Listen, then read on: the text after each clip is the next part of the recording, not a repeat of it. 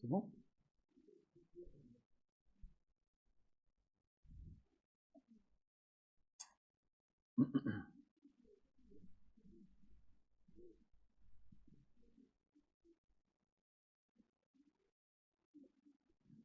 الحمد لله والصلاة والسلام على رسول الله وعلى آله وصحبه ومن والاه أما بعد. أحبتي في الله، نلتقي وإياكم في هذه الليلة المباركة، وليلتنا هذه هي 7 من شهر جمادى الأولى لعام 46 و400 وألف للهجرة، الموافقة ل8 من شهر نوفمبر هكذا 8 هكذا لعام 24 و2000 كعادتنا، أو نستأنف عادتنا التي انقطعت لمدة أسبوعين تقريبا، حيث سافرت إلى بلد الحرمين ووفقنا الله تبارك وتعالى حتى عدنا سالمين غانمين بمنه وكرمه، ونسأله عز وجل أن يتقبل منا ومن المعتمرين وأن يعيننا على طاعته دائما وأبدا ما دمنا أحياء. موضوع لقائنا أو غرض لقائنا الليلة هو قراءة ودراسة كتاب الإمام أبي زكريا يحيى بن شرف النووي رحمه الله تعالى الذي سماه برياض الصالحين، ولم نزل في قراءة الباب 23 منه، وعنوانه الأمر بالمعروف والنهي عن المنكر، وكنا قد توقفنا في لقائنا الأخير عند قراءتنا في الحديث 6 من هذا الباب، وننتقل الليلة بإذن الله عز وجل إلى الحديث الذي بعده، سائلين الله عز وجل التوفيق والسداد والهدى والرشاد، وأن ينفع بنا البلاد والعباد، إنه أكرم مسؤول وخير مأمول.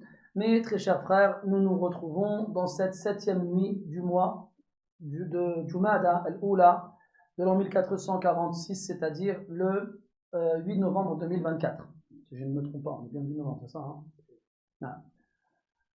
Donc nous reprenons notre rencontre hebdomadaire habituelle qui a été interrompue sur une période d'à peu près 2 semaines pour un voyage qui m'a été permis d'accomplir à la Mecque, et Allah m'a permis de revenir, et je demande à Allah d'accepter cette action ainsi que toute personne qui m'a accompagné, il y en a ici présent, et toutes les personnes qui y sont allées sans moi bien sûr, hein, qu'Allah il accepte de tout le monde, et ceux qui n'ont pas pu y aller mais qui ont eu l'intention de le faire, qu'Allah accepte leur intention. N'oubliez jamais mes frères, an-niyyatu tijaratul ulama. L'intention c'est le commerce des savants.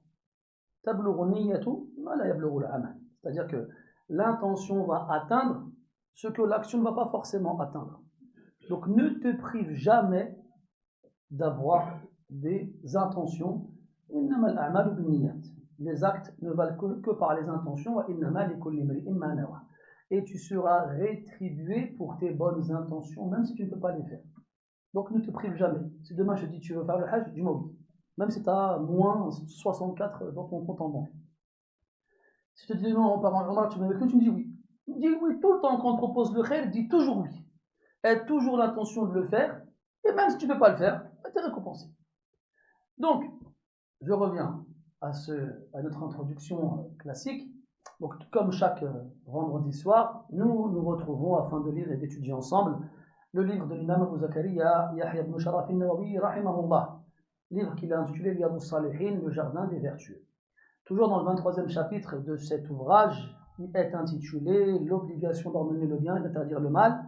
Nous nous sommes arrêtés lors de notre dernière rencontre à la lecture du 6e hadith de ce chapitre-là, qui est en même temps le 191e. On reprend donc ce soir ensemble, Inch'Allah, avec le hadith suivant, le 7e, en demandant à Allah Azza wa Jal de nous accorder la réussite ainsi que la pureté de l'intention, et de nous faire don de sa bénédiction et d'accepter nos actions.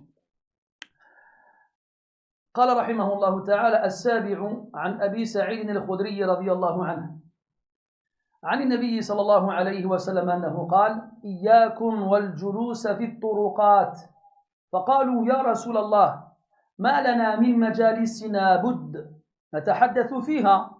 فقال رسول الله صلى الله عليه وسلم: فإذا أبيتم إلا المجلس فأعطوا الطريق حقه. قالوا: وما حق الطريق يا رسول الله؟ قال صلى الله عليه وسلم: غض البصر وكف الأذى ورد السلام والأمر بالمعروف والنهي عن المنكر. متفق عليه.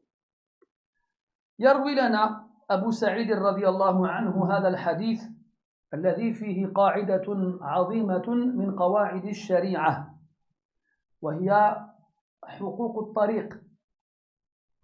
وجد النبي صلى الله عليه وسلم بعض أصحابه واقفين في الطريق، والطريق ملك للمجتمع لا يجوز لأحد أن يختص به.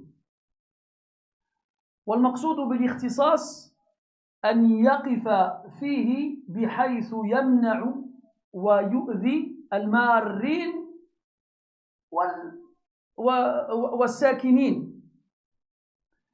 إذن لما وجدهم النبي صلى الله عليه وسلم هكذا نهاهم، فقال: إياكم والجلوس في الطرقات. والمتأمل في هذه الصيغة يجد أنه تفتقر إلى فعل ليس فيها فعل. قال: إياكم والجلوس في الطرقات. وإياكم هذا إعرابه أنه ضمير نصب منفصل، نظيره قوله تعالى: إياك نعبد. وأين الفعل؟ هذا الضمير ليس ضميرا هنا، وإنما هو اسم الفعل، وإنما هو اسم الفعل. فهذا حرف معناه الفعل، والمقصود أحذركم عن الجلوس في الطرقات، أحذركم عن الجلوس في الطرقات. وهذا من صيغ النهي، لكن ليس النهي بهذه الصيغة شديدا، لذلك اعترض الصحابة رضي الله عنهم إن صح التعبير، فقالوا: يا رسول الله، ما لنا من مجالسنا بد. والمقصود بالبد السبيل، أي ليس لنا مجلس أو ليس لنا سبيل إلى أن يجالس بعضنا بعضا لنتحدث ولأمور أخر سوى الوقوف في الطرقات إلى آخر الحديث. Donc dans ce hadith là, mes très chers frères, Abu Sa'id radiallahu anhu nous informe, c'est chaud, hein, que le prophète alayhi salatu wassalam a dit à ses compagnons radiallahu anhum: Iyyakum wal julusa fi turuqat. Iyyakum, là si je vous traduis la phrase littéralement, on ne peut pas la traduire. Parce que Iyyakum, c'est un pronom qui fait office de complément d'objet direct. C'est un pronom, donc on a le nom, on a le pronom. Et dans les pronoms, on a ceux qui font office de sujet et on a ceux qui font office de complément. Donc si on a un pronom qui fait office de complément, on a forcément avec un verbe. Le problème, si on regarde dans la phrase, il n'y a pas de verbe. Iyyakum. Quand on va lire dans le Fatiha, مثلا, Allah Ta'ala il dit: Iyyaka na'budu wa iyyaka nasta'in. Iyyaka. Iyyaka, c'est ce pronom-là. Le pronom en arabe, soit il est collé au verbe, on appellera ça un damir muttasil, soit il est séparé du verbe, on appellera ça un damir munfasil.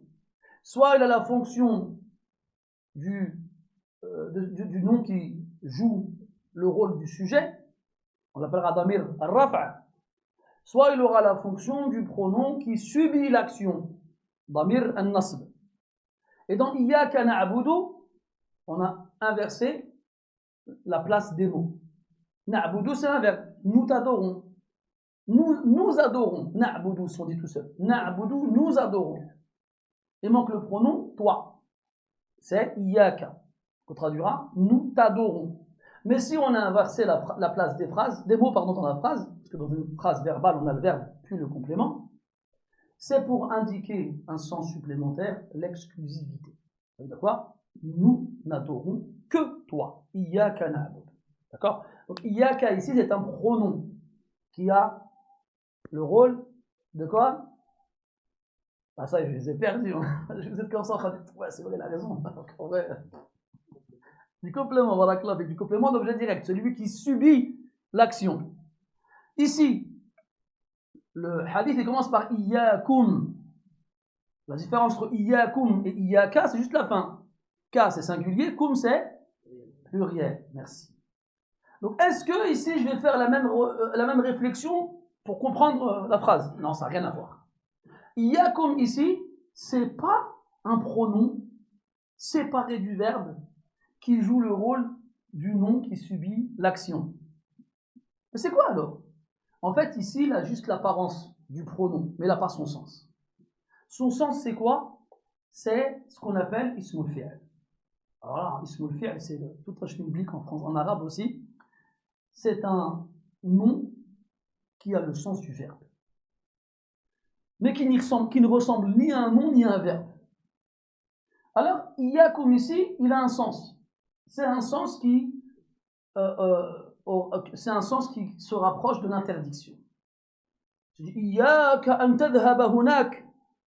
Ça veut dire prends garde à aller là-bas. Je te mets en garde. Je ne mets pas une mise en garde en plus. Je te mets en garde contre le fait d'aller là-bas. Iyyaka wa hadha ar-rajul. Prends garde à cet homme. Iyyak. Dans un hadith, iyyakum wa ad-dukhul ala an-nisa. Prenez garde au fait d'entrer chez les femmes. Donc ici, prenez garde. Comment on va le comprendre en termes de jugement? Si moi je veux savoir en tant que faqih, quel jugement je vais déduire du texte? Quand je parle de jugement, j'en ai 5. Obligatoire, recommandé, permis, détestable, interdit. Si je te dis prends garde à telle chose, qu'est-ce que tu déduirais comme jugement toi? J'ai oublié comment tu t'appelles. Reda. Excusez-moi, une semaine les frères, il faut passer une mise à jour. Reda. Tu déduirais quoi comme jugement toi ici? Vas-y, rendors-toi. Zakaria. L'interdiction. L'interdiction. Si je dis fais attention à telle chose, je te l'interdis. Maintenant, on a deux formes d'interdiction. Une interdiction formelle et une interdiction informelle. La base, dans toute forme qui nous fait comprendre l'interdiction, c'est que le jugement qu'on en déduira, c'est tahrim, c'est illicite, haram. Et donc, dans les livres de Usul al-Fiqh, on nous apprend justement quelles sont les formes utilisées dans les paroles d'Allah et du prophète, alayhi salatu wassalam, pour en déduire ce qui est haram. Et la base, c'est le verbe mudari' précédé de la nahiya. C'est ça la base. La taf'al, la taqtul, la tasriq, la tazni, la tashrab, ila akhiri. Le verbe au mudari' précédé de la particule qui indique l'interdiction. La nahiya. Mais ce n'est pas la seule façon d'exprimer l'interdiction dans les textes. C'est pour ça qu'on a des ignorants qui viennent nous dire dans le Coran, il n'y a aucun verset qui interdit de boire de l'alcool. Parce que ces gens-là ignorent que l'interdiction dans le Coran et dans la Sunna sont exprimées de plusieurs façons. Et parmi les façons d'exprimer l'interdiction, l'emploi de l'impératif, de l'ordre.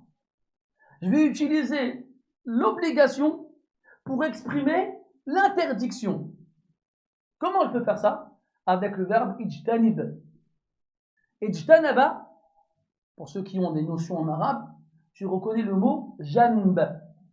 Al-janb, c'est le flanc, c'est le côté. Et ijtanaba, ça veut dire soit à côté de telle chose. À côté, yani à l'opposé. Parce que quand tu as des côtes, on a des différentes côtes qui se font face et qui ne se rencontrent jamais. Si tes côtes elles se rencontrent, c'est que tu as passé un sale quart d'heure. Tu l'as pas, celle-là, non? Inch'Allah, ça viendra plus tard. Là-bas, ça bouge là-dedans? Voilà. Et donc, les côtes ne sont pas faites pour se rencontrer. Elles sont faites pour rester opposées les unes aux autres, à l'opposé.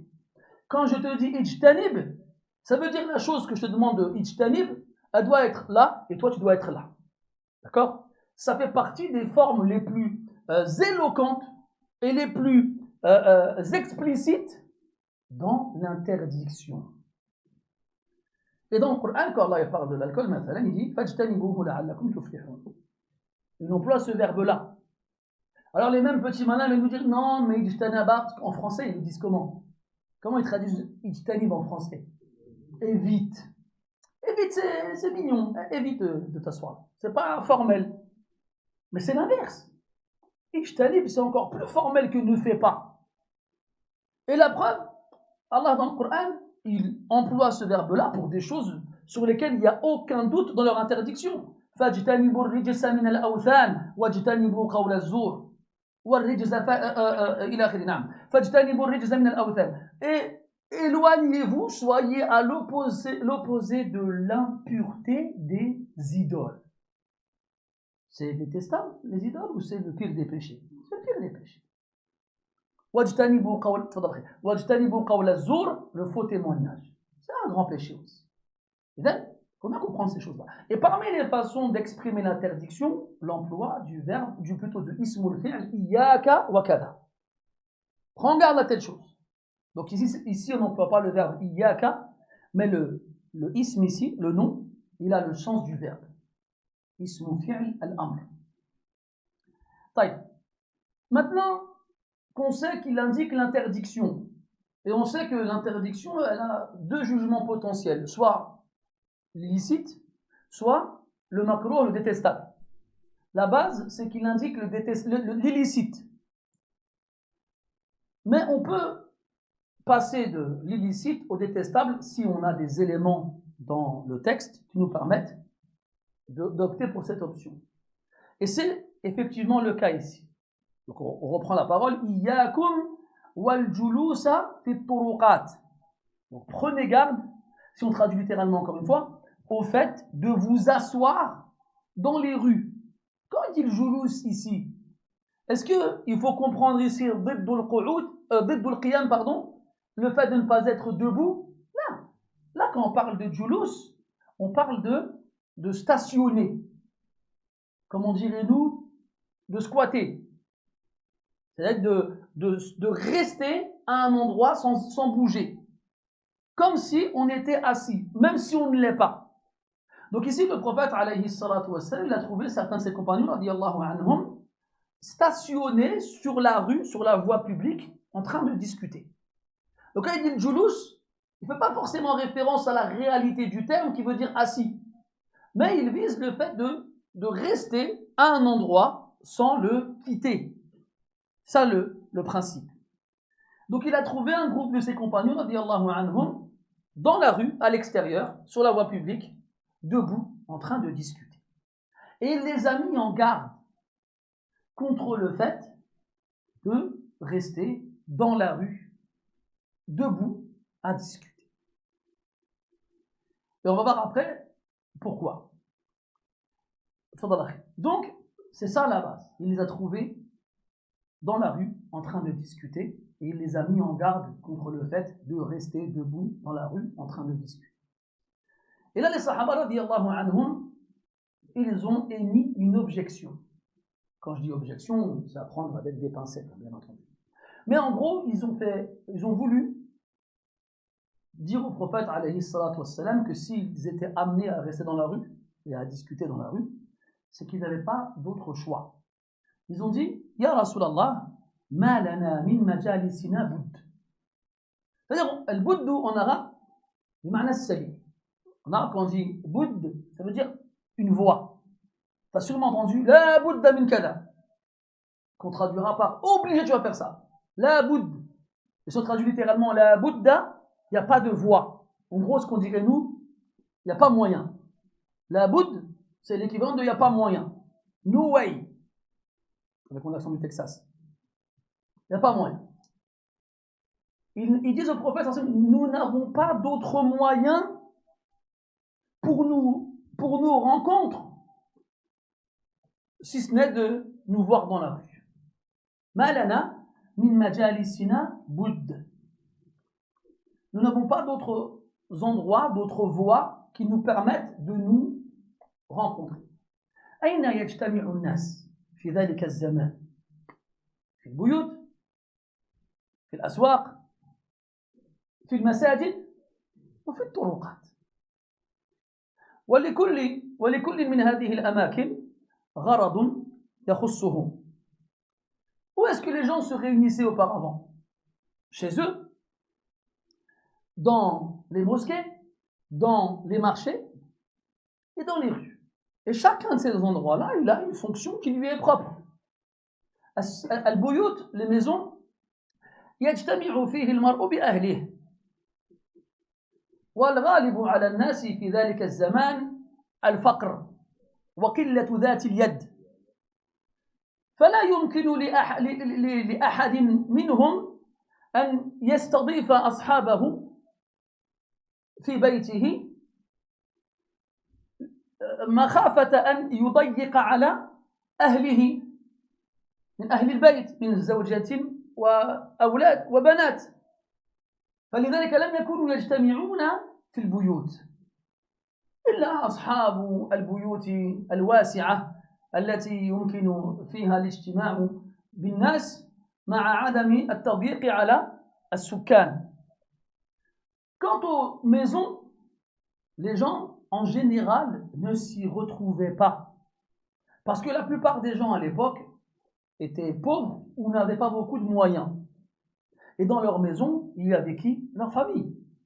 Et dans la famille, il y avait qui? Les femmes et les enfants. Ils ne pouvaient pas donc se retrouver avec leurs amis chez eux sans qu'il y ait un réel besoin de peur de restreindre l'espace de vie des occupants de base. En faisant venir les gens chez toi sans qu'il y ait de raison, entre guillemets, valable, eh bien ta femme et tes enfants vont se retrouver à l'étroit à attendre que tes amis finissent par partir. Donc on ne pouvait pas mettre les habitants de la maison dans la gêne seulement pour se retrouver avec ses amis sans qu'il y ait de raison valable. Quand on dit raison valable, maintenant quelqu'un il est en voyage, il arrive la nuit et il n'a nulle part où passer la nuit, là il vient chez toi. Ou d'autres choses de ce genre-là. Sa maison elle brûle, il n'a nulle part où aller, il n'a pas de famille, des choses de ce genre-là, des nécessités. Mais se rencontrer, toi et moi, discuter, c'est pas une nécessité. Après, si les gens ils avaient des grandes maisons, ils avaient de la place, là c'est autre chose. Mais là on s'adresse à ce genre de personnes. Après l'aswaq, أما الأسواق فهو مكان البيع والشراء فالناس مشغولون بالصفقة ليس لهم شغل سواها وليس لهم وقت للحديث والتفرغ للقيل والقال وما شبه ذلك حتى تفوتهم الصفقة. Dans les marchés, c'était pas non plus un endroit où on se baladait. C'était des endroits où les gens ils gagnaient leur vie, ils vendaient, ils achetaient. Et les gens ils étaient préoccupés par le fait de faire des affaires. Ils n'avaient pas le temps de discuter, de peur de rater une affaire. Tu viens, tu achètes, tu vends, tu pars. Mais tu ne restes pas pour discuter. En plus de ça, on sait que ومن المعلوم أن الأسواق هي الأماكن المحببة المفضلة عند الشيطان والمبغوضة عند الله تبارك وتعالى. Et on sait en plus de cela que les marchés sont les endroits préférés du diable et les endroits les plus détestés auprès d'Allah Azza wa Jal. فلا يطيل المؤمن المكث فيها إلا للحاجة القصوى أو الضرورة. Donc le croyant ne va pas aller y perdre du temps sans qu'il n'en ait besoin ou qu'il n'y soit contraint. Contrairement aux gens, aujourd'hui, quand ils s'ennuient à la maison, on fait quoi? Tu fais quoi? Rien. Viens, on va au centre commercial. Parce que le centre commercial, c'est un souk. C'est un marché. Pourquoi? Yuba' wa yushtara. On vend et on achète là-bas. C'est un marché. Al-Muhim. Donc c'est pas un endroit où on se réunit. On en vient au troisième, al-masajid, les mosquées. والمسجد وضع للعبادة. Et la mosquée a été bâtie pour l'adoration d'Allah Azza wa Jalla. Allah a dit subhanahu wa ta'ala في بيوت أذن الله أن ترفع ويذكر فيها اسمه. في بيوت أذن الله أن ترفع. Allah Ta'ala il a permis à ce qu'on bâtisse des demeures. Dans quel but? يذكر فيها اسمه. Pour qu'on y mentionne son nom. يسبح له فيها بالغدو والآصال رجال. الآية. Des demeures dans lesquelles des hommes sanctifieront son nom soir et matin. Donc la mosquée, elle a été bâtie pour l'adoration. C'est pour ça que parmi les grands péchés, le fait d'empêcher les gens d'avoir accès aux mosquées. Allah dit dans le Coran وَمَنْ أَظْلَمُ مِمَّنْ مَنَعَ مَسَاجِدَ اللَّهِ أَنْ يُذْكَرَ فِيهَا اسْمُهُ وَسَعَى فِي خَرَابِهَا. Qui est plus injuste que celui qui empêche à ce qu'on mentionne le nom d'Allah dans les mosquées et qui s'efforce à les détruire.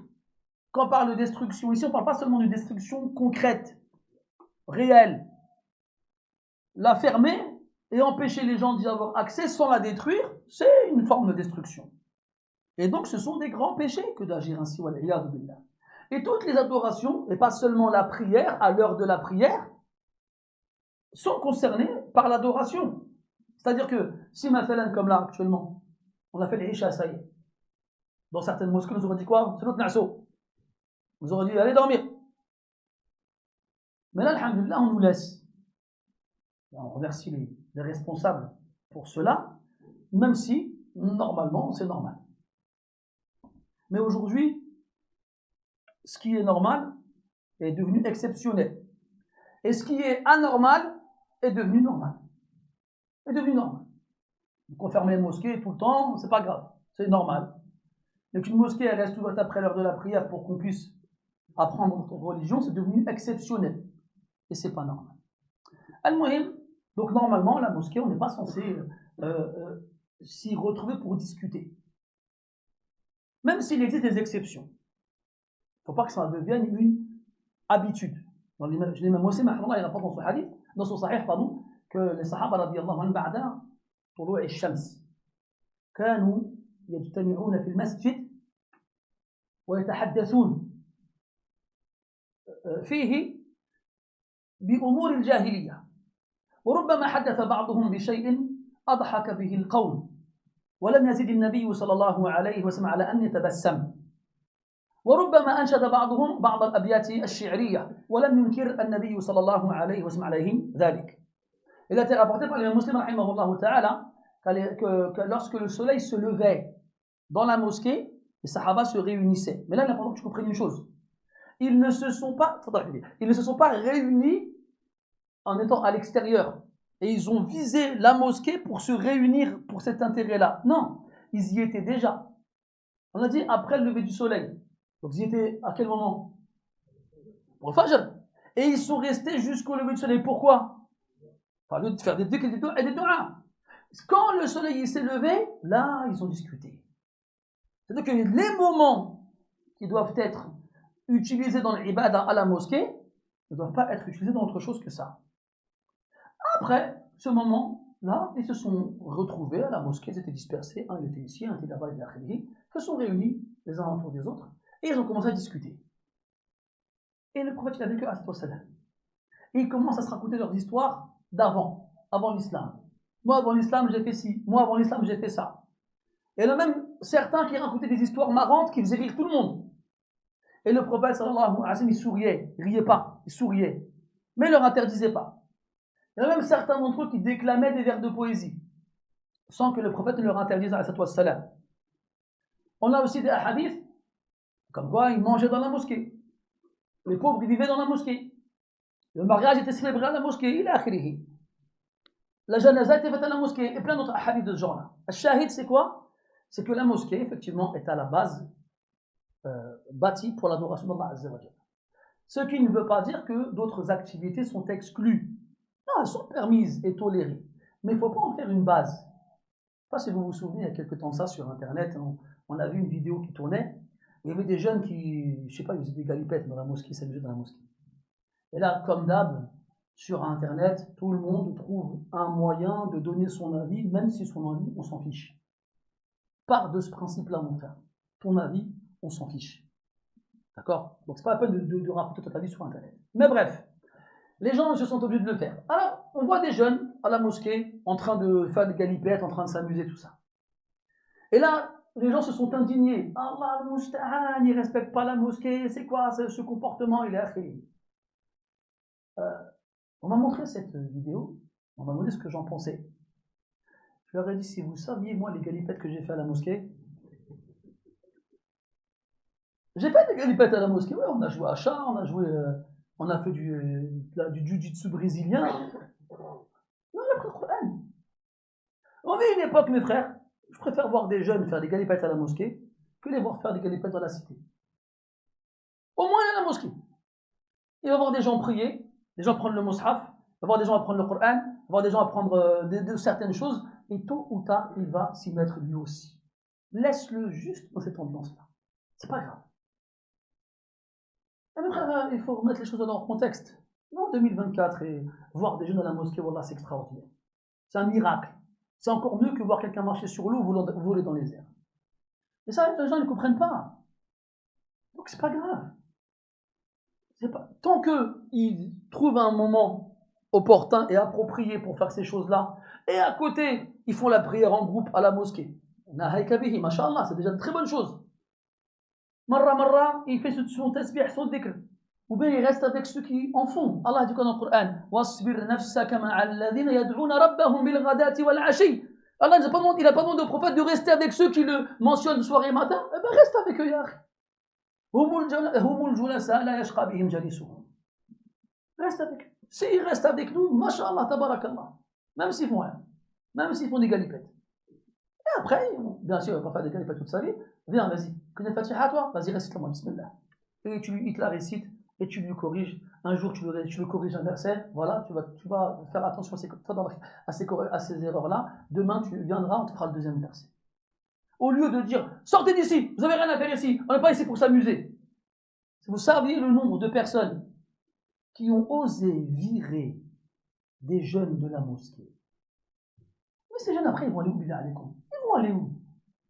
À la cité? Dans les halls des bâtiments?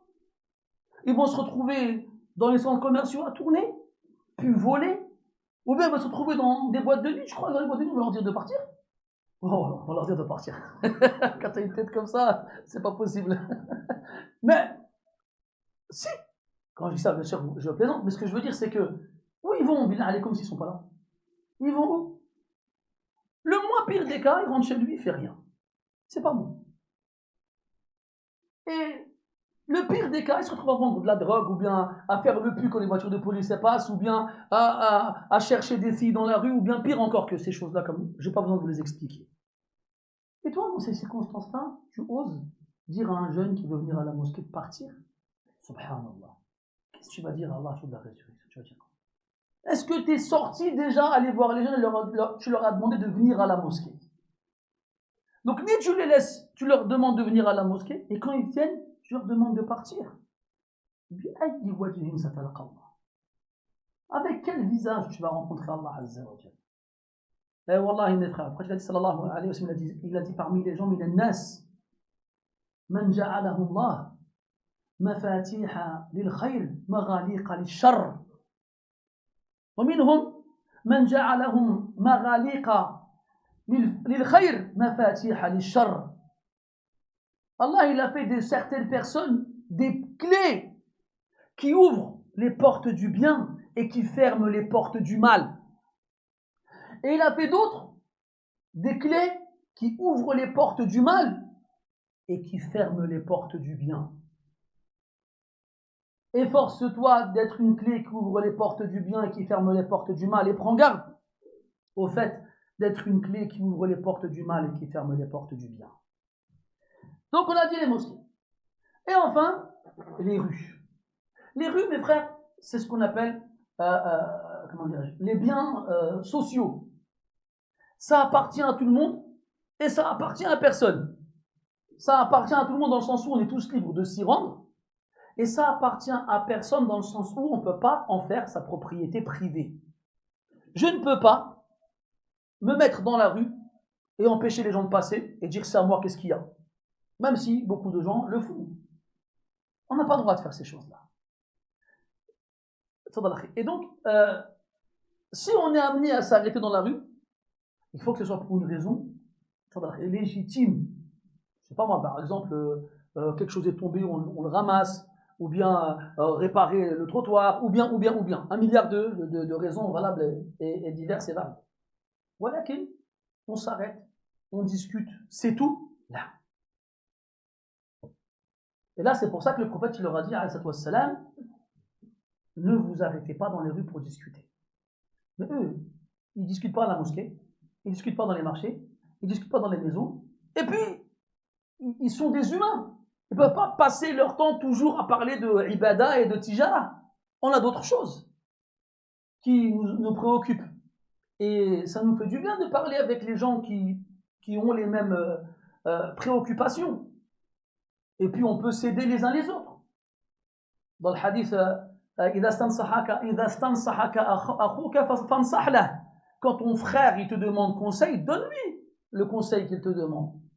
Et intercédez pour vos frères, vous serez récompensés. Et que celui qui peut être profitable pour son frère, qu'il le fasse. Et ce genre de choses-là, si on ne peut pas en parler dans les mosquées, on ne peut pas en parler dans les maisons, on ne peut pas en parler dans les marchés, on va en parler où? Donc dans les rues. Mais là, comme je vous l'ai dit, ça concerne des gens qui n'ont pas d'autre endroit que les rues pour se retrouver. C'est maintenant, comme c'est le cas aujourd'hui pour certains d'entre nous qui ont des maisons avec des pièces séparées. Parce qu'avant, ce n'était pas comme ça. Avant, tu rentrais, il n'y avait pas couloir, salon, chambre, salle de bain, il n'y avait pas tout ça. Il y avait une pièce, c'est tout. Donc quand tu ramenais quelqu'un chez toi, il était directement dans la maison. Et là, il avait accès à tous ceux qui s'y trouvaient.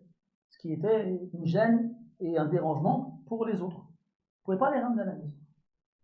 Donc les Sahaba, ils émettent une objection. Ils disent, Ya Rasulallah, ma lana min majalisina bud.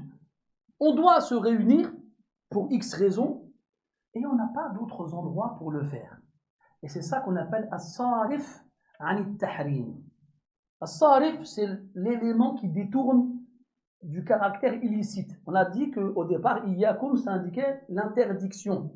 Et l'interdiction, elle pouvait donner comme jugement soit l'illicite, soit le détestable. Et qu'à la base, il indique l'illicite jusqu'à ce qu'on ait, à moins qu'on ait un élément qui nous permettra de détourner le jugement de base pour aller vers le prochain, qui est le détestable. Et c'est ça. C'est le fait qu'ils aient émis une objection et que le prophète, alayhi salatu wassalam, l'a prise en compte. Il l'a pris en compte. Si c'était interdit de façon formelle, ils auraient beau avoir émis une objection, ça n'aurait rien changé au jugement de base. Là, il y a tout. Mais là, il leur a donné une alternative.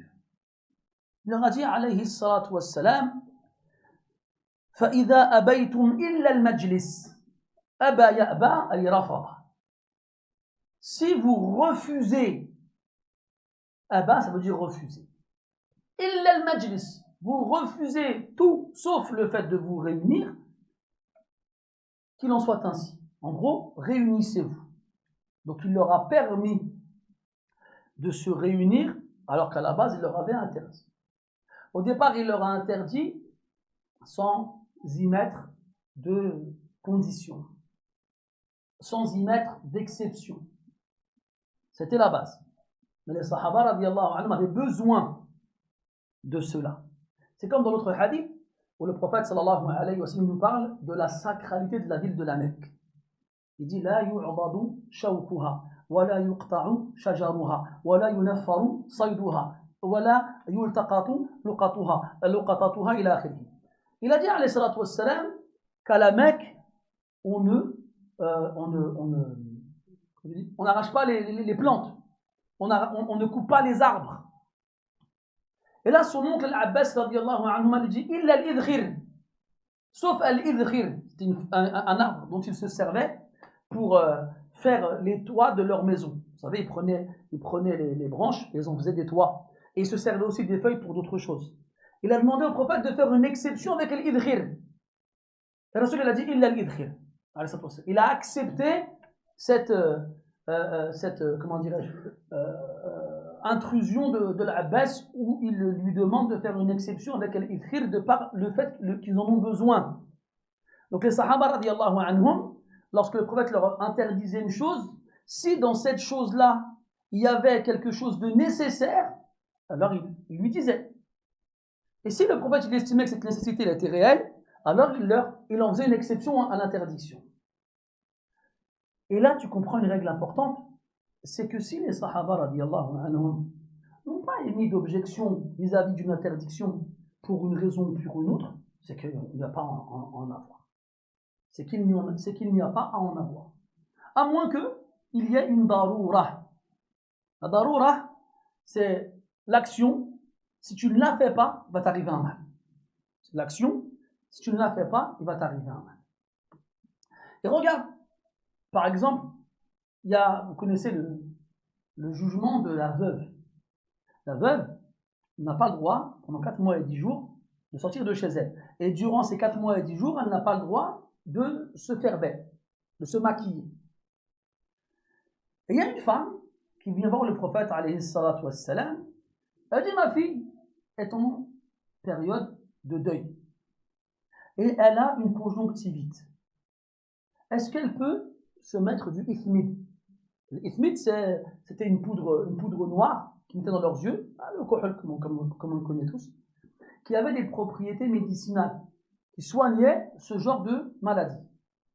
Tu as dit non? Il a dit non, on n'a pas le droit. Pourtant, c'était un médicament. C'était pas pour se faire belle. Mais le problème, c'est que quand tu mets du kohl dans les yeux, ça rend plus beau. Il a dit non, elle ne met pas de kohl. Et la femme, elle insiste. Elle dit, elle a une conjonctivite. C'est que pour ça. Je te dis non, elle n'en met pas. Avant l'islam, vous étiez capable de rester 1 an dans vos maisons sans vous laver, sans toucher de l'eau. Il y a 4 mois et 10 jours, sans kohl, vous voulez des permissions? Non. Tu vois? Donc quand tu regardes la sunna, tu vois des fois que le prophète il ouvre des portes parce qu'il estime qu'il y a effectivement une nécessité et il garde le jugement de base qui est l'interdiction et à laquelle il rajoute des exceptions. Mais quand il estime que la demande n'est pas recevable, alors il la rejette. Et ça, c'est important à comprendre. Et tu ne le comprendras que si tu as une vision globale des textes. Et pour avoir une vision globale des textes, mes frères, il faut se réveiller de bonne heure. Parce qu'il y en a des textes à lire et à étudier et à trier et à mettre dans l'ordre et à savoir et à comprendre et desquels il faut déduire les jugements. Et ça, mes frères, c'est un travail titanesque que seuls les plus grands imams de notre communauté ont pu faire. Et nous, on ne fait que répéter ce qu'ils ont dit. Voilà, ça te permet à toi de te taire si tu ne sais pas une chose. Le fait que tu connaisses une chose doit te rappeler que tu en ignores beaucoup. Et connaître une chose ne fait pas de toi un érudit. Bref, on revient au hadith. Il a dit In abaytum illa al-majlis. Si vous n'avez pas d'autre choix que de vous réunir dans les rues, alors a'atu lit-tariqi haqqah. Alors donnez à la rue son droit. Et de là, les savants ils ont déduit de ce hadith-là une règle juridique fondamentale qu'on appellerait nous aujourd'hui le code de la route. Ne pense pas à ton permis de conduire, même si ça rentre dedans. Il y a des gens qui vont nous dire ouais mais le code de la route c'est pas la charia. Ben si tu réfléchis bien, ce hadith-là c'est une base de code de la route, c'est-à-dire qu'il nous donne des règles à respecter dans la route, qu'on soit piéton ou non. Et c'est pas le seul hadith d'ailleurs qui nous donne des règles à respecter. On a des hadiths qui nous parlent de règles à respecter quand on est sur sa monture ou d'autres choses de ce genre-là. Après, bien sûr que les hadiths et les versets ne parlent pas de feu rouge ou de feu vert ou de priorité à droite ou je ne sais quoi d'autre encore. Voilà, c'est une base. Ce sont des bases qui nous donnent accès à des règles de conduite à respecter quand on est dehors. Un code de la route. Et donc, ce code de la route, il doit être respecté si on veut rester dans la route sans pour autant avoir de besoins particuliers. Se réunir pour discuter. Lorsqu'on n'a pas d'autre endroit où se retrouver. Ça aussi, c'est un détail important. On va prendre un exemple aujourd'hui, un parc. Bon, il n'y a pas des parcs partout, certes. Ah, là, machallah, le khir al-baraka. Ou là, un squat. Un petit coin avec des toboggans. Mais prends pas le toboggan du petit miskin, t'as rien fait de lui. Hein? Si tu viens à une heure où il n'y a personne, par exemple. Ah, la kulihal, si tu trouves un endroit où tu vas gêner personne, il y a même des hadiths où le prophète nous interdit, de faire nos besoins sous des arbres fruitiers. Un arbre où il y a des pommes, où il y a des poires, ou n'importe quel fruit qui pousse. Donc avant, les gens n'avaient pas de toilette, ils allaient chercher un coin tranquille et ils faisaient leurs besoins là-bas. Bah, fais attention où tu vas faire tes besoins. Si c'est un arbre fruitier, il y a des fruits qui risquent de tomber par terre dans les souillures humaines et les pourrir. Et résultat, ils finiront à la poubelle. Et les savants, ils font une exception assez particulière. Ils disent, sauf si c'est un endroit où les gens de l'innovation et des grands péchés se réunissent. Ben, va là-bas et fais exprès de faire tes besoins, comme ça ils iront pas là-bas. Voilà, je pense que malheureusement, vous connaissez tout ça, dans les bâtiments où on vit, il y a toujours des énergumènes qui se retrouvent au dernier étage, ils sont 7-8, ils ramènent des canettes, ils ramènent des cigarettes, ils fument, ils salissent l'endroit, et bien sûr, ils partent sans rien ramasser. Et t'as beau leur parler gentiment, il n'y a rien à faire. Et le temps que tu appelles la police, si jamais un jour tu l'appelles, et si jamais un jour elle te répond, parce apparemment c'est pas leur souci principal, et ils sont déjà partis. Et quand tu t'énerves, tu leur cries dessus, le lendemain, ta boîte aux lettres, tu trouves des trucs bizarres dedans. Que faire? Bon, je ne vais pas vous dire allez faire vos besoins là-bas, hein? Mais peut-être qu'un petit coup de lacrymogène, je sais pas, on discutons-en. Proposez vos idées, on en choisira une, Inch'Allah. Mais c'est malheureux, vraiment. C'est malheureux. T'es chez toi, tu sens l'odeur du shit dans ta maison. C'est fou quand même. Ouais, il y a longtemps de ça, une vingtaine d'années, j'habitais à Sevran. J'habitais au 4e étage. Au 4e, je sentais l'odeur du shit, ils étaient dans le hall. Ils étaient dans le hall. Après, tu descends, tu leur parles gentiment, je leur disais, les frères, j'ai des enfants. Je sens votre odeur. Ah, smahli al-hajj, wallah, smahli. Faites des du'a pour nous. Ah, si vous saviez, j'en fais des du'a pour vous. Mais c'est pas celle que vous voulez. Hein. Et voilà, c'est fou quand même. Et encore, parce que voilà, j'arrive avec une barbe, je leur ai parlé avec des mots qu'ils connaissent. Mais imagine-toi, Jérémy Miskin. Jérémy va faire le gentil. Hein. Excusez-moi, je ne voudrais pas vous déranger.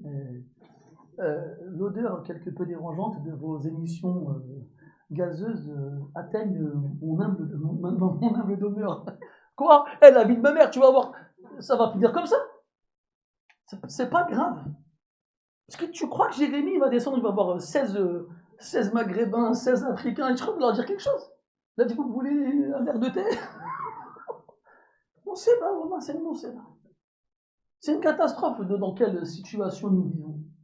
N'oubliez jamais à Sevran encore. Un petit jeune, il va avoir, je sais pas, 20 ans, il travaille dans une pizzeria, un livreur de pizza, mesquin. Ils ont appelé, ramène-nous 4 pizzas, comme ci, comme ça. Il est parti, avec les 4 pizzas. Il est rentré dans le ils lui sont tombés dessus. Ils l'ont frappé. Et ils lui ont pris les pizzas, ils lui ont pris l'argent qu'il avait sur lui, mesquin. Allez, dégage maintenant. Pourquoi? Le mesquin, il a votre âge, mais lui, il a voulu gagner de l'argent halal. Il a voulu être fier de la sueur qu'il essuie de son front le soir en rentrant chez lui. Et dans l'exercice de ses fonctions, il se fait agresser pour des pizzas et quelques pièces pour rendre la monnaie. Et c'est pas un Jérémy, lui. Hein. Et lui, quand il rentre à la pizzeria, qu'est-ce qu'il va faire? Qu'est-ce qu'il va faire? Pourquoi? Et toi, quand tu es dans ces ambiances-là, tu as la vingtaine, allez, 20, 25 ans, parce que généralement, les mecs qui font ça, ils ont 20, 25 ans. Mais aujourd'hui, ils sont tellement bêtes que même à 30, 35 ans, continuent à faire des trucs comme ça. Bref, ils sont contents, ils mangent leur pizza, ils rigolent entre eux. Eh, mes frères, Allah Ta'ala, il n'est pas inattentif à ce que font les injustes. Toi, tu vas dormir, mais la victime de ton injustice, Wallah, elle ne dort pas. Wallah, elle ne dort pas. Et quand elle lève ses mains, elle dit Allah, venge-moi, Wallah, Allah, il va la venger. Ce ne sera pas aujourd'hui, pas demain, mais un jour ou l'autre, dans la vie de ces gens injustes, il va leur arriver une calamité qui leur fera regretter tout le mal qu'ils ont fait aux gens auparavant. Mais ce sera trop tard. Tu vas faire quoi, toi? Tu vas te rappeler de tous les gens qui t'ont fait la hagra? Tu les as oubliés, ils ont disparu dans ta tête, tu t'es jamais rappelé d'eux. Tu n'as jamais pensé à eux, jamais. Mais eux, ils t'ont pas oublié, eux. Raconte un policier, je parle dans l'époque de salaf, chez les anciens. Il se balade comme ça et il voit un pauvre en train de pêcher. Et au moment où il passe à côté de lui, il a sorti un gros poisson. Il est venu, il lui en a mis une et il a pris le poisson. En rentrant chez lui, il se rend compte qu'il est blessé au doigt. Une toute petite blessure. Il se dit, oh, j'ai dû me faire ça en le frappant et en lui arrachant le poisson de la main. C'est pas grave, ça va passer. Le lendemain, il se réveille, toute sa main elle est rouge. Ça a commencé dans le bout du doigt, ça s'est répandu dans toute la main. Là, il s'inquiète, il dit, il y a quelque chose là. Peut-être que je me suis infecté. Il va voir un médecin. Et le médecin, il observe sa main, il reconnaît une gangrène accélérée. Tu t'es fait ça quand? Il dit hier. C'est pas possible. Ta main, elle est gangrénée là. Il faut la couper, sinon ton bras, il va partir. Quoi? Alors il la coupe. Il coupe sa main, il pense être débarrassé du problème. Le lendemain, ça arrivait au coude. Il retourne chez le médecin. Il lui dit, qu'est-ce qui m'arrive? Comme hier, la gangrène, il faut couper. Subhanallah. Il coupe au coude. Le lendemain, jusqu'à l'épaule. Et là, le docteur, il dit, mais qu'est-ce que tu as fait? Qu'est-ce qui se passe? Qu'est-ce qui s'est passé le jour où tu t'es blessé? Là, il dit, j'ai vu un homme qui était en train de pêcher, je lui ai arraché son poisson et voilà. Il dit, retrouve-le. Ça, c'était des médecins salihin. C'est pas aujourd'hui, oh bah vas-y, tu prends de Doliprane et on n'en parle plus. Non, d'où l'importance de choisir des médecins croyants, des musulmans, qui est maître de son art. C'est un médecin, il connaît la médecine, il n'y a pas de problème, mais c'est un musulman. Il va te prescrire des médicaments, il va te dire, fais tauba. Hein? Tu as dû faire un péché. Fais tauba. Demande à Allah, il te pardonne. Tu n'as pas fait du mal à quelqu'un? Va demander à Allah, il va lui demander qu'il te pardonne. Tu vois, un musulman pieux et sincère. Bref, il dit, va le voir, va le trouver. Il y a quelque chose. Mais le problème, c'est qu'il n'a pas retrouvé. Il l'a trouvé à côté d'un point d'eau. Il est retourné là-bas, il n'y avait personne. Les jours, ils passent et il perd son bras droit. Et sa main gauche, elle part aussi. Et il commence à perdre son pied et il n'en peut plus. Il ne cesse de tourner partout dans la ville. Et subhanallah, il tombe sur lui. Et tu sais quoi? Le pauvre, il l'avait oublié. Tu t'es qui toi? Enfin, tu ne l'as pas oublié. C'est qu'il l'a pas reconnu. Il dit, je t'en supplie, pardonne-moi. Il dit, mais t'es qui toi? Je suis le policier qui t'a pris le poisson. Oh, mais qu'est-ce qui t'est arrivé? Même lui, il ne savait pas il ne comprenait pas ce qui s'était passé. Qu'est-ce qui t'est arrivé? Il dit, écoute, depuis ce jour-là, il m'est arrivé telle chose. J'ai perdu tous les membres de mon corps. Il ne me reste plus qu'une jambe. S'il te plaît, pardonne-moi. Je te pardonne. Après, il lui dit, mais dis-moi, le jour où je t'ai pris le poisson, qu'est-ce que tu as fait? J'ai demandé à Allah, il me venge. J'ai demandé à Allah, il me venge. Ne crois pas, Allah, il est inattentif à ce que les injustes font. Ne crois pas. Et nous tous ici, on en connaît des anciens de la cité. Les caïds. Quand ils marchaient dans la rue, tout le monde partait en courant. Qu'est-ce qu'ils sont devenus aujourd'hui? Des loques, des zombies, des morts vivants. Ils sont là, ils n'ont plus de dents. Ils ont les yeux vides et les cœurs vides. Et quand ils te voient, ils te disent quoi? Khoya, fais dua pour moi. Subhanallah. Mes frères, il ne faut pas rigoler avec ces choses-là, wallah. Bref. Comme je vous disais, donc, c'est des gens, en plus, tu les vois, tu leur dis salam, ils disent salam. Ça va, khoya? Il dit ouais, alhamdoulilah. Tu lui demandes quelle religion il va dire je suis musulman. C'est une moussiba. C'est une moussiba. Donc, le prophète leur dit, si vous n'avez pas d'autre choix que de rester dans les rues, alors donnez à la rue son droit. Si vous donnez à la rue son droit, vous pouvez y rester. Sinon, le jugement de base, il reste inchangé. Vous n'aurez pas d'autre choix que de partir.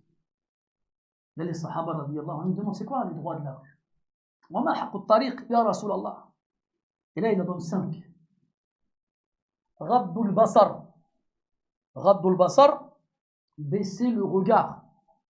Et là, mon cher et jeune frère, la première chose qui va venir à ton esprit, c'est vis-à-vis des femmes, n'est-ce pas, mon cher Reda? Bien sûr. Et tu auras raison. Reda, c'est mon sauce aujourd'hui. C'est mon nakama. Et tu auras raison. Allah Ta'ala, il a dit, قُلْ لِلْمُؤْمِنِينَ يَغُضُّوا مِنْ أَبْصَارِهِمْ. Dis aux croyants de baisser leur regard. Voilà qu'il dans ce verset, est-ce qu'il dit vis-à-vis des femmes? Non, de baisser leur regard. Pourquoi? Parce que c'est pas seulement vis-à-vis des femmes, c'est même vis-à-vis des hommes. Mais comment regarder les hommes pourrait être interdit? Eh bien, en fonction de ce que ça va faire naître chez toi. Ça peut faire naître de la curiosité mal placée. لأن الجلوس في الطرقات يؤدي إلى إفشاء العورات. Le fait de stationner, de camper dans les rues amènera au fait de découvrir des choses qui devraient être cachées. C'est là, les gens ils vivent, ils ouvrent leurs fenêtres, ils vont peut-être, je sais pas moi, mettre des vêtements à sécher, ou bien simplement aérer, ou bien il y a des gens qui vont ouvrir la porte de chez eux, et toi à ce moment-là, tu es là et tu vois à l'intérieur. Ou bien tu vas voir quelqu'un qui voulait ramener quelque chose chez lui discrètement, mais toi tu es toujours là, comment il peut le ramener discrètement? Et on sait qu'il y a des gens dans la rue, c'est des X-Men, hein, des cyborgs, mon frère, ils te lancent un coup d'œil, tu tombes. Donc, des fois, tu veux faire attention, tu veux cacher les choses, mais tu peux pas. Ils sont toujours là. Et puis, des fois, tu vas voir quelqu'un et tu vas avoir une curiosité déplacée, lui poser des questions où tu n'aurais pas le droit de poser en temps normal. Quand il a dit sallallahu alayhi wa sallam, c'est pas tes affaires. En quoi ça te dérange, toi, qu'un tel il soit rentré chez lui à telle heure, ou bien qu'il soit pas rentré chez lui, ou bien. En quoi c'est tes affaires, en fait? C'est pas à toi tu n'as pas à poser ces questions-là. Mais le problème, c'est que quand toi tu restes toute la journée dehors, à épier, observer à droite et à gauche, forcément, tu vas regarder des choses que tu n'aurais pas dû regarder. Ou bien ça peut faire naître chez toi de la jalousie. Regarde lui là, après t'es envieux et jaloux de ce qu'Allah a donné. Et donc, c'est pas une bonne chose. Donc si tu dois rester dehors, Rouda taraf, baisse ton regard. Ne laisse pas tes yeux regarder, traîner n'importe où. Ne laisse pas tes yeux traîner n'importe où. Allah tabaraka wa ta'ala dit Ya'lamu kha'inat al-a'yun wa ma tukhfi as-sudur. Kha'inat al-a'yun, ce sont les yeux traîtres. Par exemple, là je regarde Brandon. Parce qu'il est trop beau, machallah.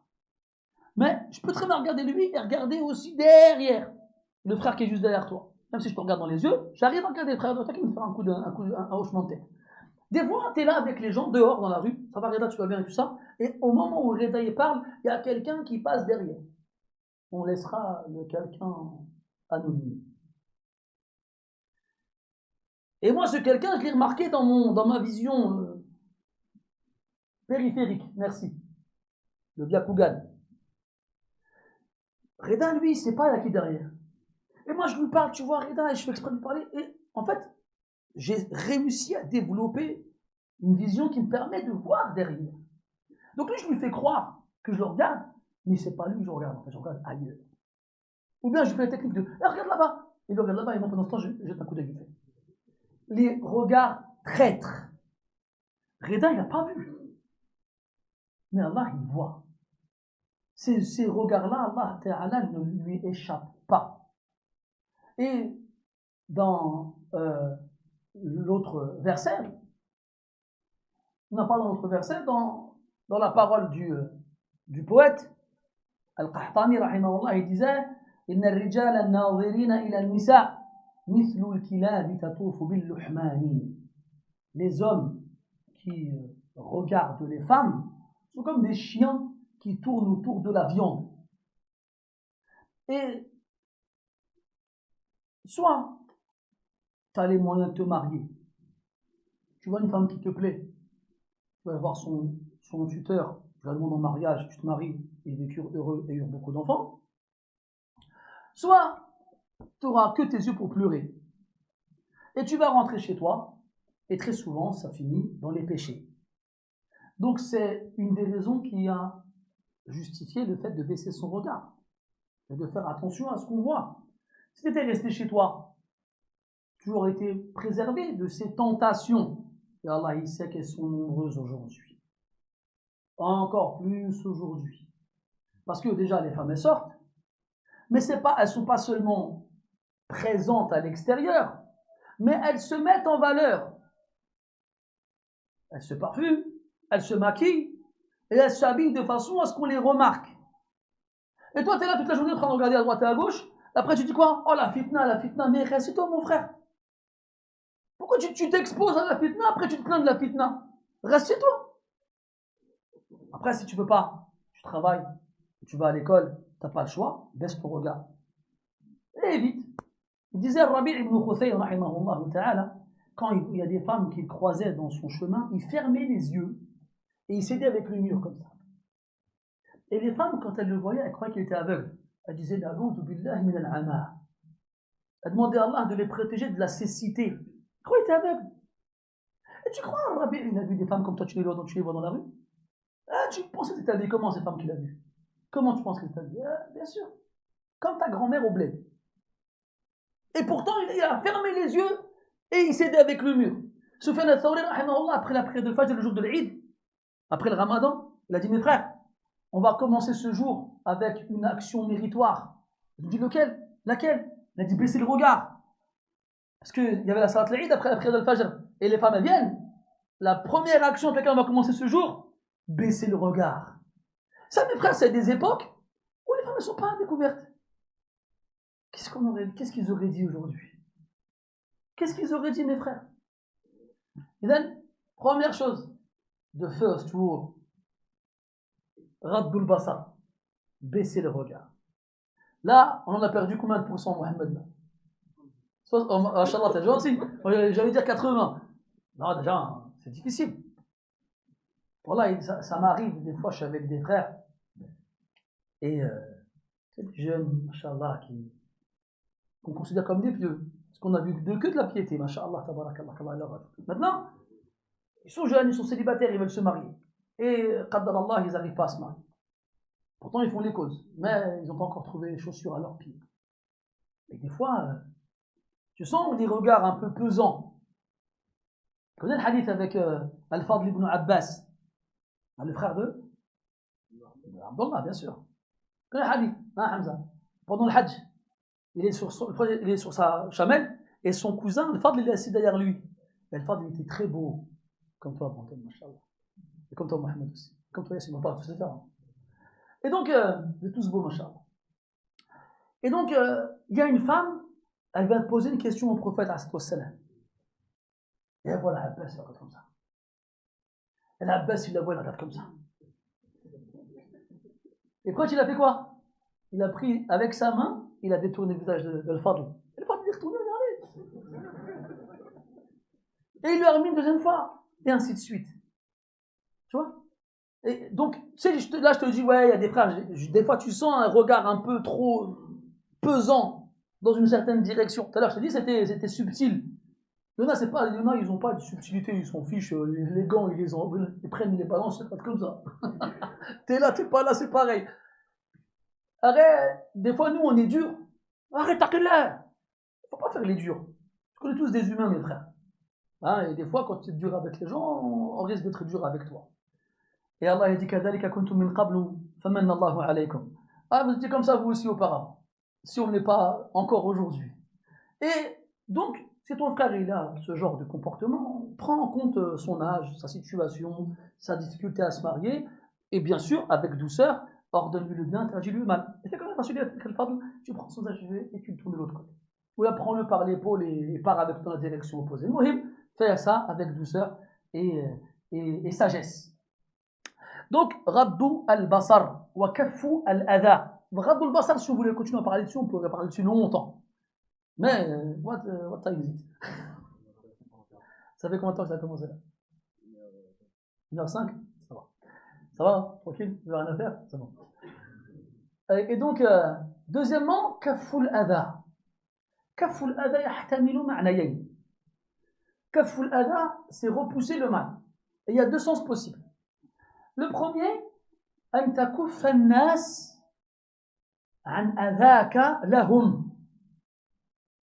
C'est que tu préserves les gens du mal qu'il y a en toi vis-à-vis d'eux. Que tu ne sois pas une source de mal pour eux. Et là, ne va pas comprendre le mot mal comme étant quelque chose de vraiment grand, une gêne. Ne sois pas une source de gêne pour les gens. Et ça fait partie du bon comportement. Ibn Mubarak, Al-Hassan al-Basri, Al-Fudayl ibn Iyad et d'autres, rahmatullah alayhi, nous disaient Al-khuluq al-hasan, badl al-nada, wa kaffu al-adha, wa talaqatu al-wajh. Le bon comportement, c'est trois choses. Tout le bien que tu as en toi, donne-le aux autres. Tout le mal que tu as en toi, épargne les autres de ce mal-là. Et aie un visage radieux, un visage souriant. C'est ça le bon comportement, mes frères. Taïb. Donc, premier sens possible, kaful adha, c'est repousser le mal. Que toi, tu ne sois pas une source de mal pour les autres. Que tu les préserves de ton mal. Donc, ça nous arrive des fois, notamment quand on sort de la mosquée, on est là, on dit, ça va, tu vas bien, on est debout sur le trottoir, il y a des gens qui passent. Et comme on est massif et qu'on est sur toute la surface du trottoir, qu'est-ce que les gens doivent faire? Ils doivent nous contourner et marcher sur la route et donc potentiellement se mettre en danger. Ça, c'est pas normal. C'est à nous de nous pousser et de laisser les passants passer et de ne pas les gêner et de ne pas les mettre en danger. C'est un exemple parmi tant d'autres. المعنى الثاني أن تكف الناس عن الأذى بصفة عامة مهما كان أي تمنعهم. C'est-à-dire que le deuxième sens, c'est que tu vas préserver les gens du mal. C'est-à-dire que si les gens sont potentiellement en danger, ta présence dans la route, dans la voie publique à ce moment-là, doit te pousser à les préserver de ce mal-là. Un animal, par exemple, ou bien une voiture qui arrive, ou bien des choses de ce genre-là, tu protèges les gens. Tu les empêches d'être touchés par un mal. والقاعدة أن العبارة إذا احتملت معنيين فأكثر لا تعارض بينها حملت عليها كلها. Et la règle dans l'interprétation des textes, c'est que lorsqu'un mot a plusieurs sens possibles, comme c'est le cas ici, et qu'il n'y a pas d'incohérence entre les différents sens, on donnera tous ces sens-là au terme utilisé. Donc tu préserves les gens du mal qui peut venir de toi, comme tu les préserves du mal extérieur. Bien sûr, bihasabi qudratik, proportionnellement à ta capacité. On ne peut pas nous donner d'être un surhomme.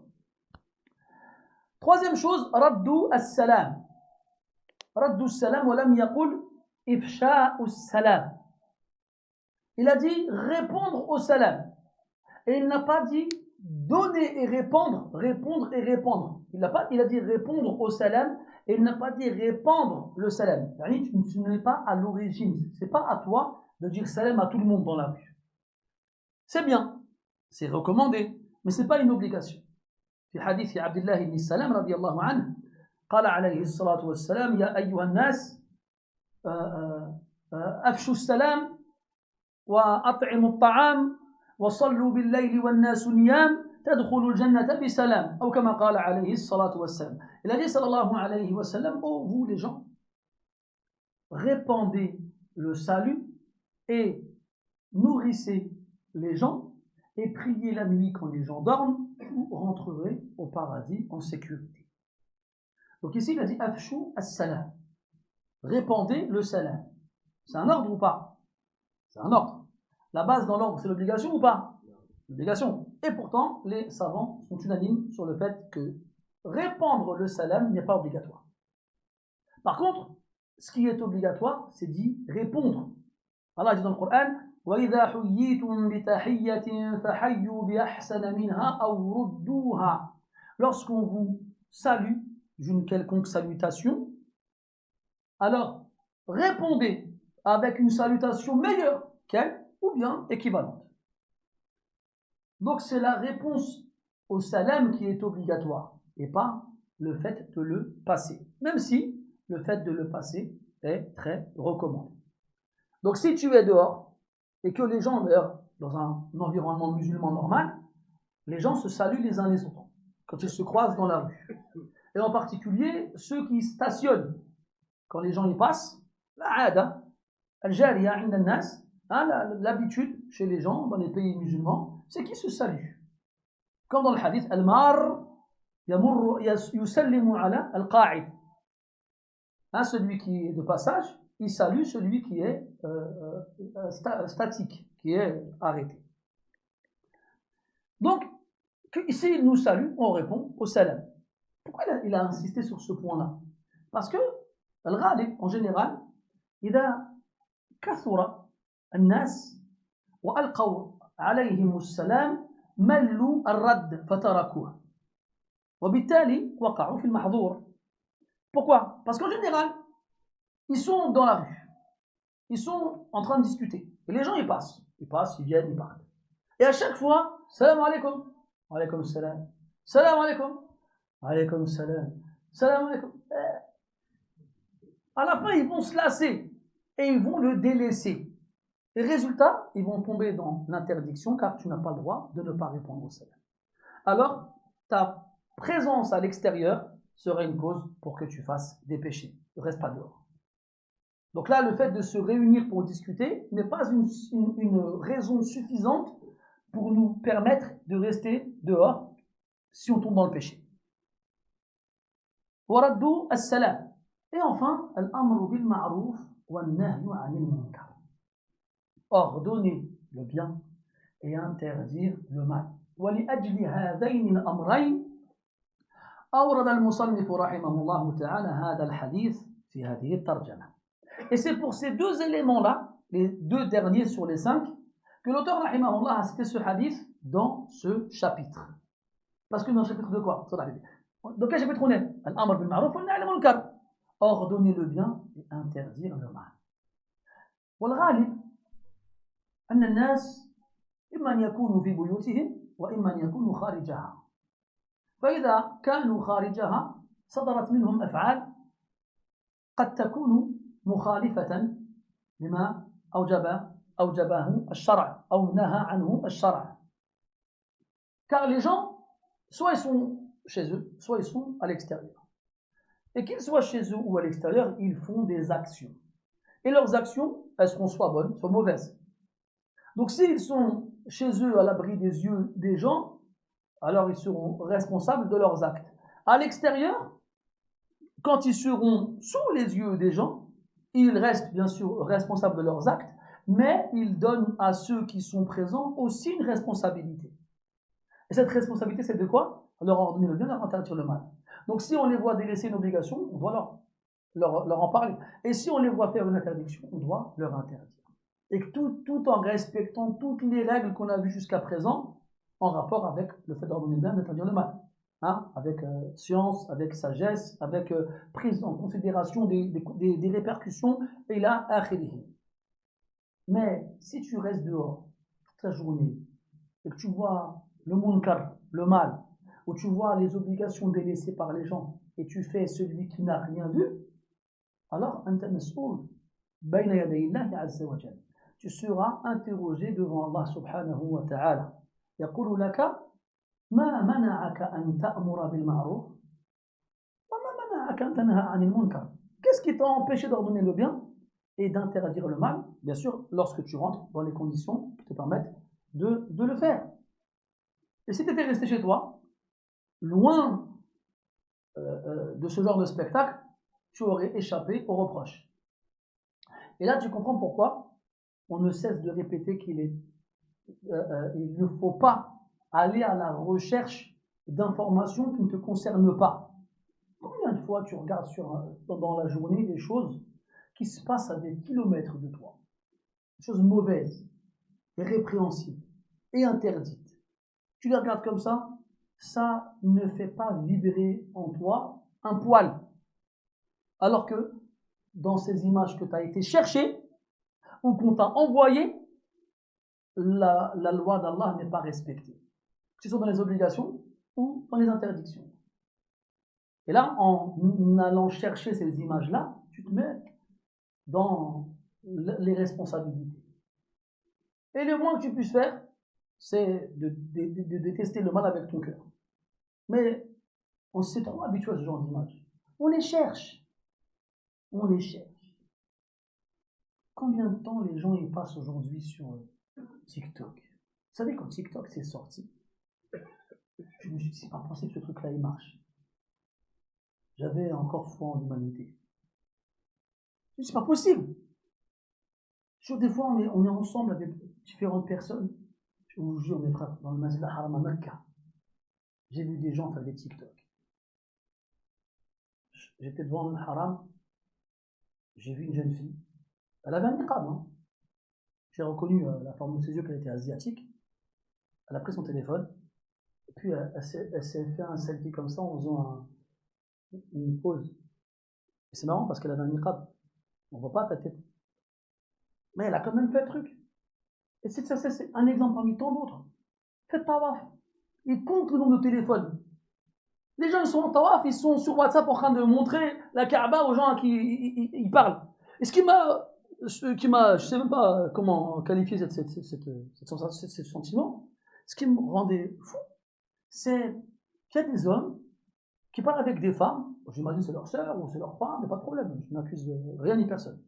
Voilà, il a un Mecca dans le haram, il a son téléphone, en plus c'est un gros téléphone avec un écran, les plus grands écrans. Et une femme, tu la vois sur son oreiller, comme ça, avec un brushing, avec une petite nuisette. Et lui dit, regarde la Kaaba. T'es sérieux ou quoi, ce que t'es en train de faire là? Va lui parler. Et à tous les coups, il parle une langue, tu ne savais même pas qu'elle existait sa langue. Va lui parler. Il dit, il ne faut pas faire des choses comme ça. Il dit, ah, quoi? Il dit, Kaaba. Va lui parler. Résultat, tu lui parles, il ne comprend pas. Tu t'énerves, il s'énerve. Il n'y a rien de productif. Et toi, tu es en train de faire ton tawaf. Si tu dois t'arrêter sur chacun d'entre eux, tu passes tout ton tawaf à faire ça. Comment tu fais? Wallah, mes frères, c'est très, très difficile. Ce qu'on vit aujourd'hui, c'est très difficile. Al-Muhim, ces téléphones-là, ils nous apportent que des problèmes. Et là, je vous ai donné un exemple plus ou moins, comment on pourrait le qualifier, basique. Je ne vous parle même pas des autres exemples qui, eux, sont catastrophiques. Et chez toi, Akhi, moi j'aimerais bien ce soir, mes frères, on essaye tous ensemble ici présents, on essaye de prendre une comment dire, une bonne résolution, c'est ça, exactement. Une bonne résolution. C'est trop fort pour nous, vraiment. On essaye, quand on rentre à la maison, on met une corbeille dans un placard et on met le téléphone dedans. Et on va dormir. On essaye ou pas? Pas que ce soir, hein, tous les jours. Je sais que ce ne sera pas facile. Tu vas me dire, ouais, mais Akhi, je reçois des messages, ouais, mais Akhi. En général, à 20h53, les messages que tu reçois, ils sont nuls. Ils ne sont pas importants. Les messages importants, tu les reçois le matin ou dans la journée. Et généralement, le matin ou dans la journée, tu es occupé. Tu es au travail, tu es à l'école, donc techniquement, tu n'as pas les yeux sur ton téléphone. Mais quand tu rentres le soir à la maison et que ta mère elle est partie dormir ou ta femme est partie dormir, tu es encore frais. Tu dis, vas-y, je vais regarder vite fait. Ça dure combien de temps, vite fait? Minimum. 1/2 heure, minimum. Maximum, la nihayata la. Wallahi, mes frères. Ces machines-là, tu veux trouver? Ouais.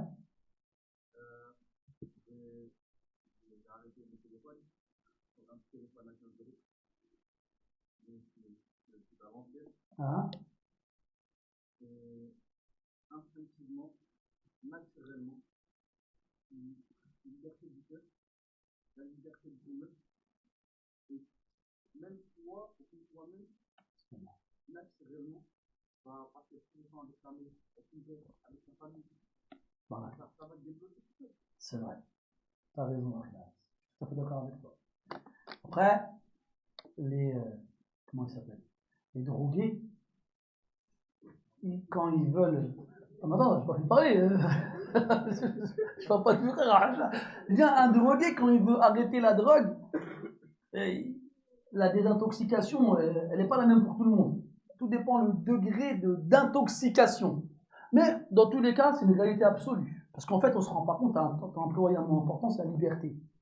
En fait, on se libère. C'est une réalité. On se libère en abandonnant ces machines. Parce que si on se libère, c'est qu'en les ayant, ben on est prisonnier. C'est une réalité. Et il y en a qui vont me dire, ouais, mais Harry, les mails, les compagnies, attends, un ordinateur, on fait comment avant quand on des mails? On va les consulter le soir, on rentre chez soi. Puis c'est tout.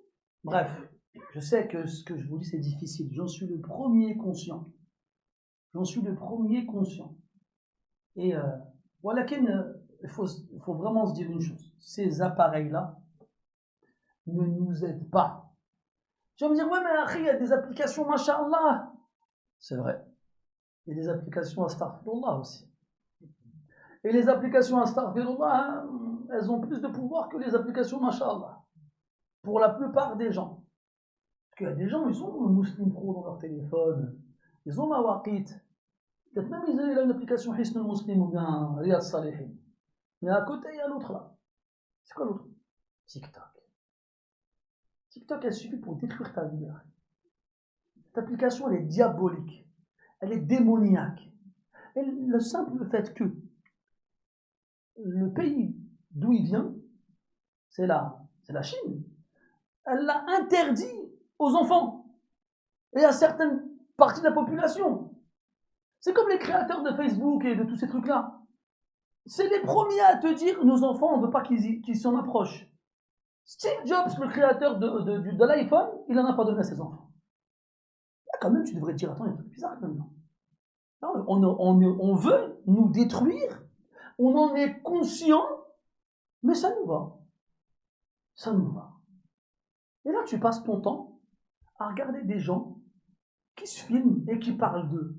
Je m'en fiche, moi, des gens, moi. Normalement, c'est ça que tu devrais avoir en tête. Qu'est-ce qu'il a de plus que moi, celui-là? Qu'est-ce qu'il a fait de plus que moi? Rien. Il a juste fait le golemon devant son téléphone. Excusez-moi pour le mot golemon. Mais c'est tout. Parce que si on veut jouer à qui sera le plus gogol, je pense que je peux gagner. Hein. Mais, mes frères, est-ce qu'on nous a créés pour être des guignols? Est-ce qu'on nous a créés pour comment dirais-je, remporter un challenge dont le but serait d'être le plus débile? Subhanallah. Mais le pire, c'est pas que seulement ces gens-là se filment, mais c'est que les gens les regardent. Billah, comme si personne n'avait TikTok. Et si personne regardait ces trucs-là? Tu crois que les gens ils passeraient leur temps dessus? Depuis qu'ils ont appris qu'ils pouvaient gagner de l'argent. Et depuis qu'ils ont vu qu'ils gagnaient de l'argent. Parce que les gens, ils regardent leurs vidéos. Eh ben, tout le monde fait des vidéos en espérant gagner de l'argent eux aussi. Et donc toi, quand tu es sur TikTok, tu contribues à cette machine. Tu en deviens un rouage. Tu fais partie du mécanisme. Et que tu le veuilles ou non, à cause de toi, cette diaboliquerie, cette chose pas bien, eh bien, elle survit. Elle survit. Et donc, tout ce qu'il y a comme mal dedans, tu fais partie du système qui lui permet de rester. Donc, on va regarder un autre engagement. On a dit, tu mets ton téléphone dans la corbeille. Pas la corbeille de la poubelle. Hein. Tu fais un petit panier, tu le mets à l'entrée. Comme tu mets tes clés ou tu mets tes clés, tu vois. Eh bien, si aujourd'hui, je ne vous demande pas, je vais voir dans vos yeux. Vous ne levez pas la main, vous ne bougez pas. Qui a TikTok dans son téléphone? Ah là, les frères, ils ont contracté tous les muscles du visage. Celui qui a TikTok dans son téléphone, il l'efface. Pas maintenant. En rentrant. Sans que personne ne le voit. Tu rentres chez toi, efface TikTok. Et efface tous les trucs qui font pareil. TikTok, Instagram, et Snap et compagnie là. Efface tous ces trucs-là. T'en as pas besoin. Ça sert à rien. Ça t'apporte rien. Me dis pas, après, regarder de roses, les rappels, tu regardes rien du tout. Tu regardes les rappels des certains qui te font oublier les rappels que tu regardes soi-disant. Arrêtez. Et même des fois, les rappels, wallah, les frères et les sœurs qui font des rappels, arrêtez de faire des rappels, wallah. Assieds-toi par terre et apprends ta religion, arrête de faire des rappels. 5 choses, tu pensais halal alors qu'elles ne le sont pas. Mais tais-toi! Ah, je ne l'ai pas trouvé à la Umrah, celui-là, il a de la chance. Wallah, arrêtez, wallah. Et je vois des rappels. Tu vas me dire, ouais, mais après, il y a des doros de chouyour qui sont traduits. Écoute, Akhil Aziz. Le shir que tu vas regarder sur TikTok, je sais que lui, il n'a rien à voir. Il n'a pas demandé aux gens d'être sur TikTok. Et je sais que le passage qu'on a mis sur TikTok de lui, il est bien, il n'y a pas de problème.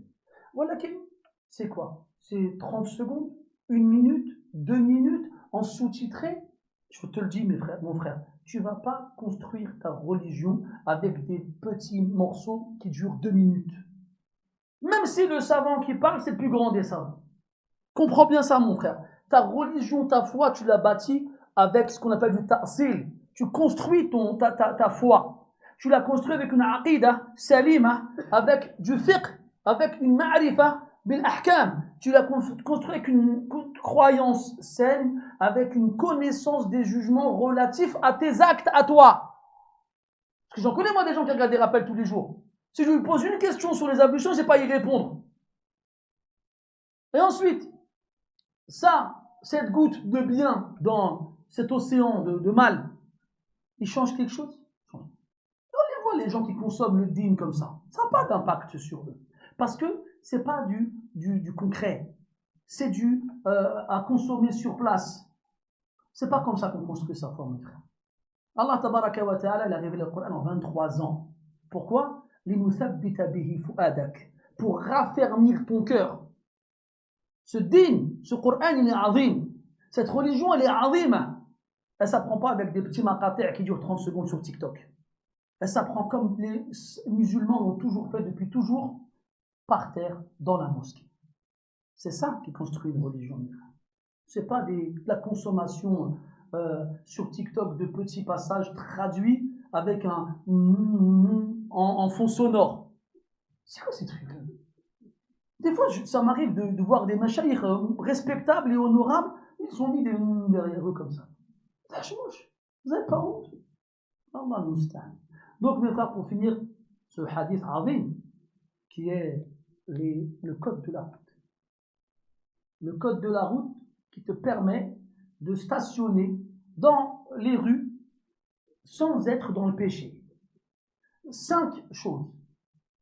Baisser le regard, rendre le salam, c'est le 3e. Baisser le regard, préserver les gens du mal, qu'ils viennent de nous ou d'ailleurs. Rendre le salam, taïb mas'ala. Si quelqu'un nous dit bonjour, on dit bah c'est bon, on ne dit pas alaykoum bonjour. Comment ça se passe? On lui répond bonjour. Allah a dit wa idha huyyitum bi tahiyyatin. Ça c'est quoi? Nakiratun fi siyaqin ash-shart yufidu al-umur. C'est indéfini dans une phrase conditionnelle, ça indique la généralité. Lorsqu'on vous salue avec une salutation. Dans le hadith de Hani radiyallahu anha, tu as dit quoi? Marhaban bi Hani. Ne pas dire salam alaykoum. يجوز بالدليل رواه البخاري. Qu'est-ce qu'il y a? On a le droit de se saluer autrement qu'avec le salam, même si c'est la meilleure des salutations. Al-shahid, c'est que si quelqu'un te dit bonjour, tu dis bonjour. Et puis les gens, comment ils vont se dire? Tiens, je dis bonjour, il ne m'a pas répondu. On est d'accord que quand ils vont nous tête, ils ne disent pas bonjour. Hein? C'est dommage. C'est dommage. Normalement, on devrait être souriant, on devrait aider dans le hadith. Au Rasul sallallahu alayhi wa sallam parle des sadaqat, de différentes façons d'avoir des sadaqat. Il dit tu aides l'homme sur sa monture.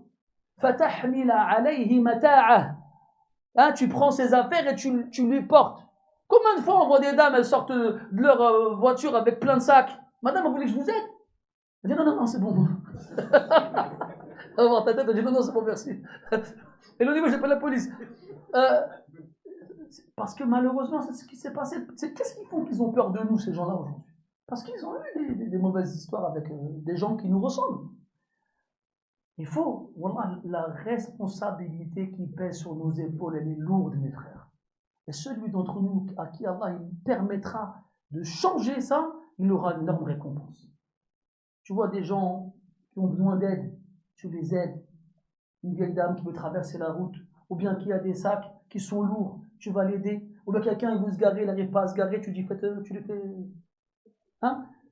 Bref, tu aides les gens. En gros, ce que tu dois retenir, Yakhil Aziz, c'est que tu dois justifier ta présence à l'extérieur s'il n'y a pas de nécessité, pour ne pas tomber dans le péché. Tu baisses ton regard, fais attention, tes yeux ils traînent, que ce soit des femmes ou des hommes. Tu ne dois pas épier les gens et les observer et les espionner. Allah dit dans le Coran, ne vous espionnez pas. Baissez le regard, préserver les gens du mal, le tien ou le mal de façon générale, rendre le salam ou bien la salutation de façon générale, ordonner le bien et interdire le mal. Et ainsi, si tu n'as pas de nécessité à être dehors, eh bien au moins, tu ne seras pas dans le péché. نسأل الله تعالى أن يوفقنا لأداء حق الطريق ونسأله عز وجل أن يعيننا على غض البصر ونسأله سبحانه وتعالى أن يجعلنا ممن يأمر بالمعروف ويأتيه وأن يجعلنا ممن ينهى عن المنكر ولا يأتيه ونسأله سبحانه وتعالى أن يجعل ما سمعناه حجة لنا لا علينا إنه ولي ذلك والقادر عليه سبحانك اللهم وبحمدك نشهد أن لا إله إلا أنت نستغفرك ونتوب إليك وصلى الله على نبينا محمد وعلى آله وصحبه وسلم والحمد لله رب العالمين وبارك الله فيكم